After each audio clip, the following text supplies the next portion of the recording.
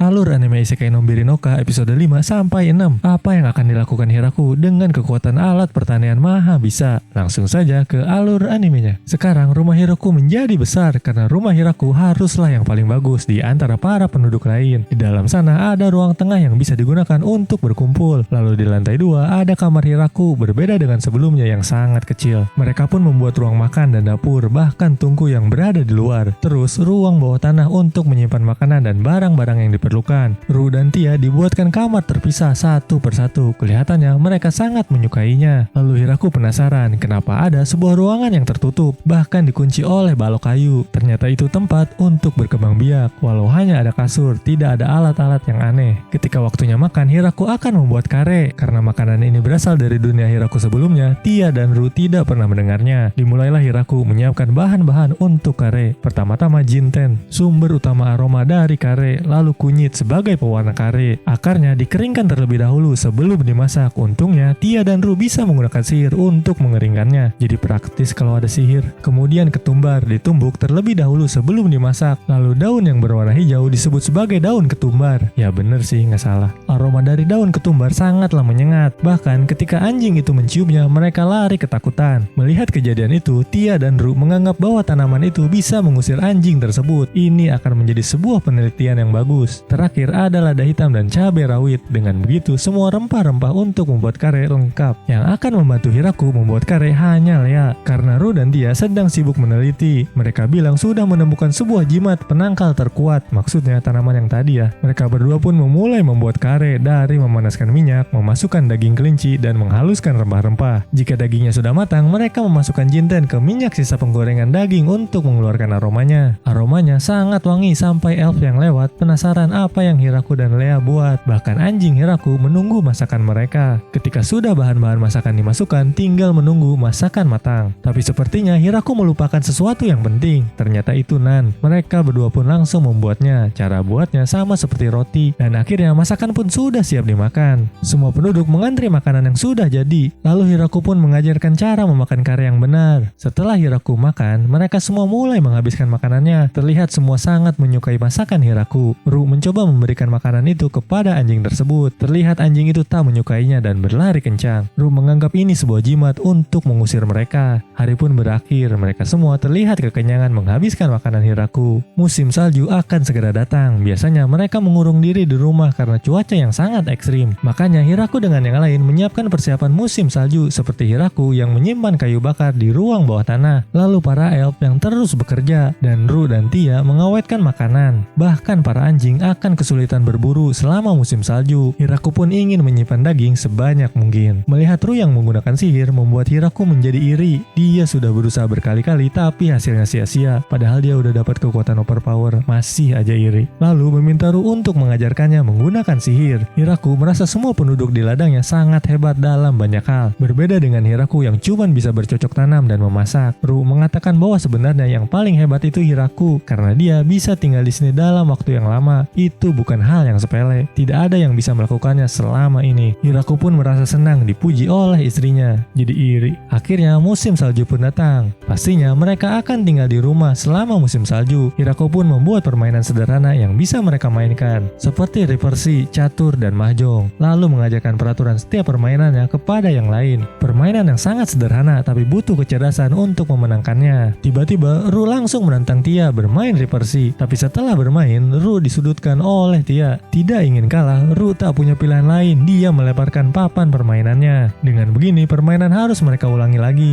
Ru lupa bahwa Tia bisa menggunakan sihirnya untuk mengembalikan papan permainannya. Tetapi Ru melakukannya lagi. Lalu Hiraku pun pergi, ingin melihat yang lain bermain permainan. Di sana dia melihat para anjing memainkan catur. Walau terlihat ngegemesin, tapi para anjing itu sepertinya serius, tidak mau kalah satu sama lain. Lebih baik Hiraku tidak menantang mereka demi keselamatannya. Tiba-tiba Ru datang menantang anjing tersebut. Tak terduga dia kalah dan terkena mental. Sudah pastinya Ru tidak bisa melakukan hal yang sama kepada anjing tersebut. Lalu Hiraku pun bermain bersama dengan yang lain, bermain mahjong. Awalnya dia ingin membalaskan dendam Ru, tapi dia juga kalah. Keesokan harinya Hiraku Hiraku membuat permainan lain yaitu bowling. Dia membuatnya karena bermain permainan papan seharian itu tidak sehat. Bukan karena kalah dari mahjong ya, tapi dia tetap kalah. Hari demi hari berlalu dengan cepat. Musim salju pun sudah berakhir. Ini saatnya untuk bercocok tanam lagi. Tiba-tiba Zabuton membunyikan sebuah peringatan. Ternyata itu seekor naga yang besar sudah siap akan menyerang ladang Hiraku. Tiba-tiba naga mengeluarkan semburan api. Walau sudah menggunakan sihir perisai oleh Ru dan Tia, api itu tetap menembusnya, membuat ladang Hiraku menjadi kebakaran. Dengan begini, Hiraku harus melawannya. Tiba-tiba sebuah tombak muncul dari tangannya. Dia pun langsung melempar tombak itu ke naga tersebut. Hanya sekali serangan, naga tersebut tumbang. Mereka pun pergi ke tempat naga tersebut untuk mengecek apakah sudah mati atau belum. Hiraku menduga bahwa ada seseorang yang kemungkinan mengirim naga tersebut untuk menyerang mereka. Sepertinya itu tidak ada. Kalau bisa dikendalikan, kemungkinan dalam jumlah yang sangat banyak, tidak hanya seekor. Berarti ini hanya sebuah kecelakaan yang jarang terjadi. Mendengar itu, Hiraku menjadi lega dan berencana memasak daging naga tersebut. Katanya dagingnya itu sangat enak, bahkan ada seorang raja mengirim pasukan untuk menyerang ke sarang naga demi bisa mencicipi kenikmatan dagingnya. Tapi setelah itu, pasukan raja dibakar dan disantap oleh naga tersebut. Lah malah kebalik. Hiraku pun memasaknya dengan berbagai resep yang dia bisa buat. Mereka semua senang bisa makan daging naga yang bahkan seorang raja saja sampai terbunuh. Naga yang terbunuh itu menjadi berita di mana-mana. Mereka tak percaya bahwa naga sekuat itu bisa terbunuh hanya dengan sekali serangan. Apakah mereka akan mencoba menyerang ladang Hiraku? Hiraku sedang berada di ladang anggur. Dia mendapatkan ide baru, yaitu membuat sake. Sake yang berasal dari anggur, sudah pastinya itu wine.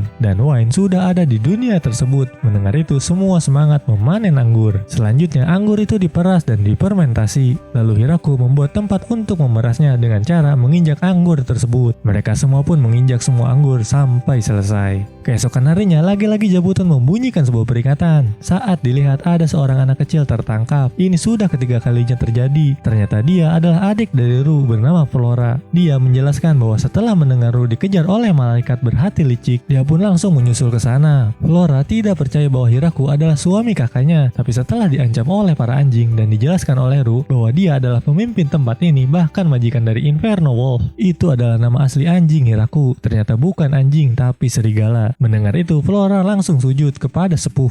Hiraku pun baru tersadar bahwa Kuro adalah serigala bukan anjing. Dan Inferno itu dia bisa menyemburkan api lalu memberi makan kepada Flora. Sepertinya dia sama dengan kakaknya yang suka meneliti. Setelah menetap beberapa hari, Flora pergi untuk bersiap-siap. Saat kembali, dia membawa para maid dan membawa oleh-oleh sapi untuk Hiraku ternak. Merasa sendirian, Tia langsung membawa pasukan datang ke ladang Hiraku dan seekor ayam. Dengan begini, jumlah penduduk bertambah banyak. Semua langsung bekerja, salah satunya maid yang dibawa Flora. Mereka langsung melakukan pekerjaan rumah, bahkan memasak untuk Hiraku. Lalu ada ras malaikat yang menjaga keamanan kalau sampai ada naga lagi yang menyerang mereka. Dan ras lizardmen. Dengan adanya mereka, perkuliahan menjadi lebih mudah. Lea pun tak ingin kalah jumlah. Dia mengundang para elf di hutan untuk tinggal di ladang Hiraku, dan semuanya cewek. Hiraku penasaran kenapa tidak ada cowok, karena cowok sepertinya sulit untuk ditemukan. Yang tersisa hanya para cewek. Tapi Hiraku tak perlu khawatir. Mereka berencana akan menambah ras mereka. Lalu semuanya melihat ke arah Hiraku. Semua perwakilan dari para ras dikumpulkan oleh Hiraku. Dia ingin menamai tempat tersebut karena menurut Hiraku tempat ini sudah seperti desa yang banyak bangunan dan penduduk. Lalu Zabuton meminta Hiraku membuka gerbang yang di belakang sana. Setelah membukanya, Hiraku mendapatkan nama, yaitu Desa Pohon Besar.